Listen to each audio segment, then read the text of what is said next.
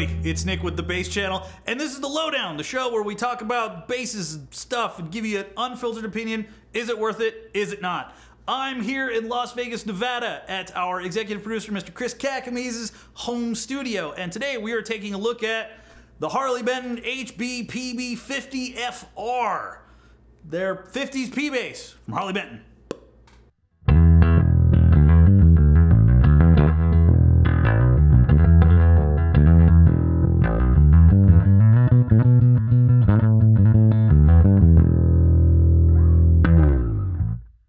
First impressions is pretty sweet. I know it's not super expensive, which is always very good.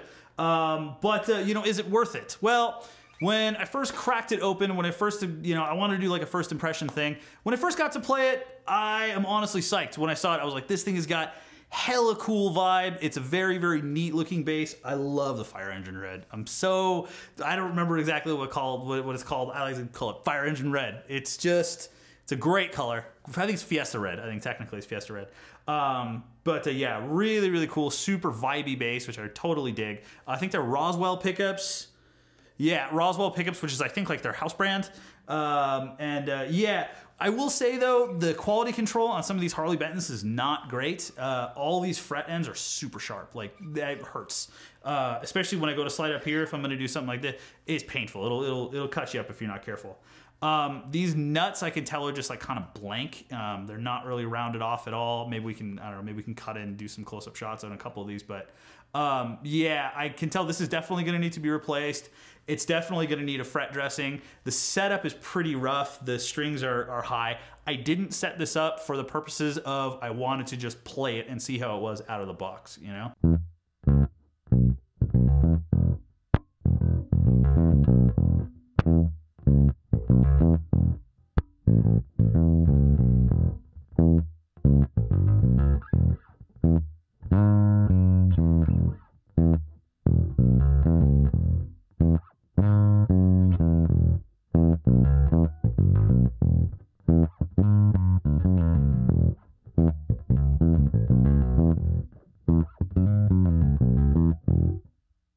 I would eventually like to do a full like mod on this thing to turn it into like a real 50s bass, you know?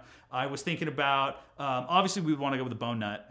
It's pretty clear. That's usually 50 bucks, 60 bucks, depending upon your local luthier, depending upon what they charge you.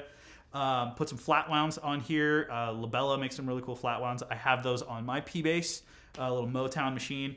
I would love, for me, because of this pocket, I tend to stick my thumb in here to use it like an anchor, use it like a rest. So I would probably put a thumb rest here. And then I would think it would be cool, since this is like a 50s bass, put some covers, you know, put a cover over the bridge, put a cover over the pickup right here. Yeah, I think honestly though, overall for the dollars, this is a super vibey bass. It's not a fast neck by any stretch. This is not a shredder. This is like sitting in the pocket. I mean, it's very much like the kind of bass you would play for 50s style music, or, you know, 60s blues, R&B kind of stuff. Not a great slapping bass. Kind of has a weird, like, not great. I like the sound of a slapped P bass, but this pickup doesn't quite do it.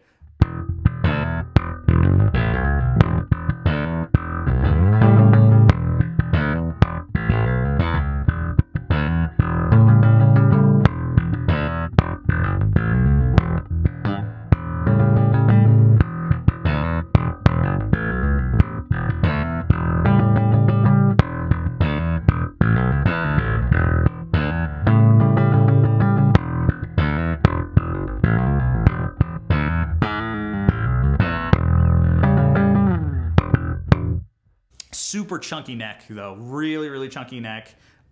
It's okay for slow playing, but you know, for rapid fast stuff, it can be a little cumbersome, it can be a little slow. But again, playing those, you know, those slow grooves, that pocket stuff actually feels really good with this neck. So flats would be probably pretty tight. I always tend to change tuning machines on basses. We did a mod actually on my Mexican standard Fender jazz bass, where we put a set of hip shot tuners. Maybe we can plug a video right over here, or right over here. I don't know, one of these spots, you'll see a little drop in. Check that video where I did the little install. Those are great. So I would definitely do that. I would definitely put some new tuning machines on here. I have to say, I think these His headstocks are a little weird looking. I'm still getting used to that. I'm definitely still getting used to that. But I don't know, man. Like, yeah, like I said, sharp fret ends and stuff.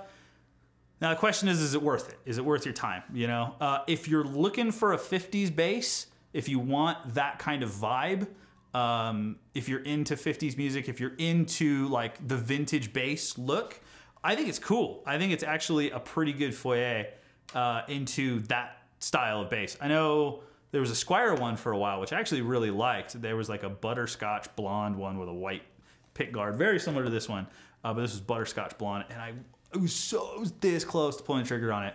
But it was heavy. This has got some weight to it. I don't know the exact weight, but it feels a little heavier than some of my other basses. That was one of the first things I noticed when I took it out of the box. Was I picked it up, I was like, damn, this thing's got some serious weight to it. You know, it's not a backbreaker, but it's definitely not light.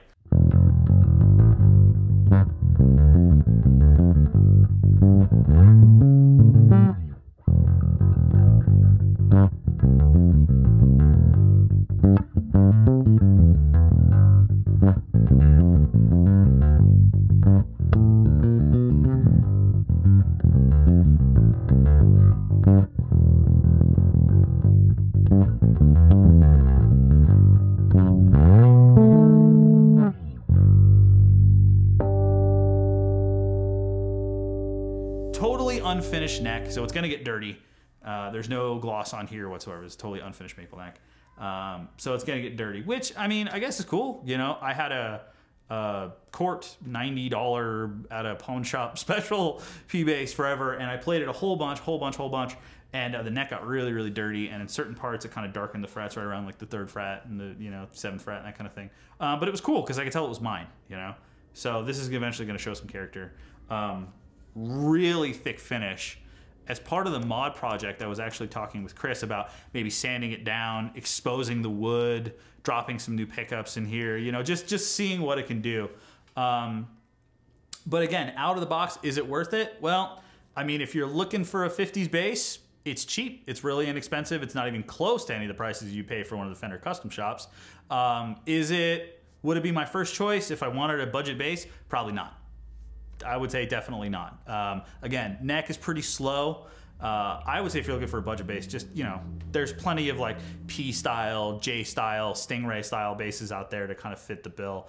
For me personally, this one kind of felt like a cool extra thing to have in the collection just because it's kind of niche. I don't know. Maybe there's some cats out there who this is the absolute 100% bass they want. And if it is, go for it, dude. By all means. I'm not, you know, I don't like people say, oh, it's not, you should never buy this thing, or, you know, this is no good or anything. No, dude, it's the player. You know what I mean? Some of you guys out there may think this neck is perfect for you. You know, it's not good for me. It's really big. I don't particularly feel comfortable with it. But, you know, you may totally love it. So that's awesome. I dig it, you know? For me, this would definitely not be my first bass that I would ever buy. But is it a cool bass to have in the collection? Hell yeah, dude. This thing is super vibey. Hell yeah. Super vibey bass. Has got a great sound. You know, yeah, out the box, I was stoked. Definitely got some problems. Again, gonna need a new nut. These sharp frets have got to go. This is really like painful. Needs a setup desperately. Intonation was pretty close out the box, actually. Intonation was pretty close. Let's hear it.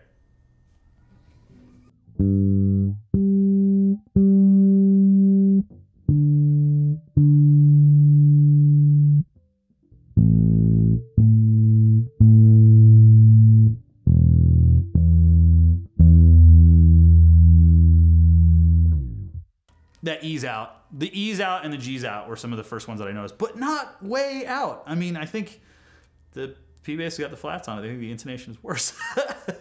So admittedly, I think that intonation is way worse than this. And this is fresh out of the box, so that's cool.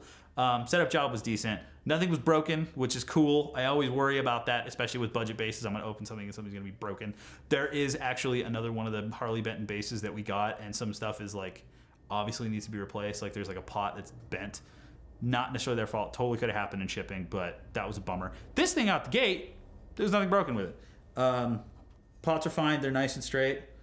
Bridge is what you would expect. This bridge is exactly what you would expect for this price point of a bass. It's cheap, pot metal, but you know, It's on there.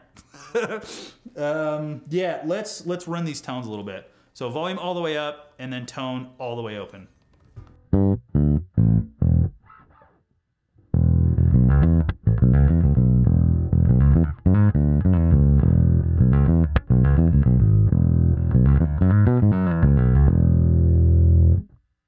Tone all the way closed.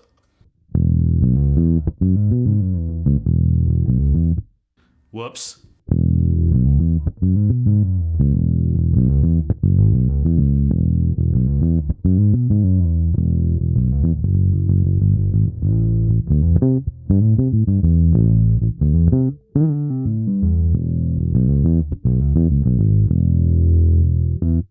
How about, I kind of like to put my P basses a little bit out of phase. So like I'll open it all the way and then I just dial it back like, that's 50%, or 30, like 30%. I usually dial it back about 30%, close it slightly 30%. So wide open, out of phase kind of sound. Really subtle difference, not a lot going on, but just a little bit, you know? So let's do that same riff. It's not my day.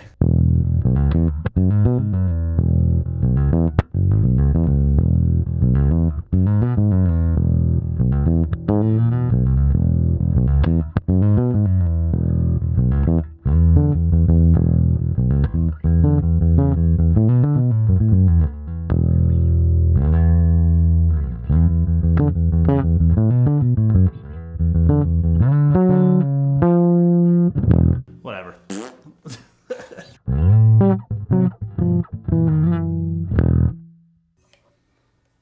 So on and so forth. What about a pick? Do we have any picks around here? Oh, these are cool. Yeah, the Graphtec Tusk. Let's do that same slightly out of phase tone.